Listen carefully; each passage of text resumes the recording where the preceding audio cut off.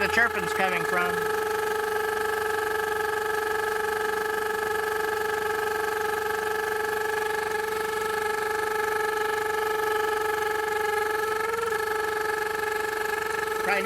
Probably needs a new hose. Here's this hose, guys, that I was telling you about. If your car's making that noise, this hose.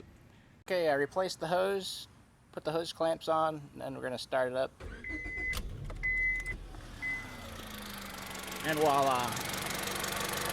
No more chirping.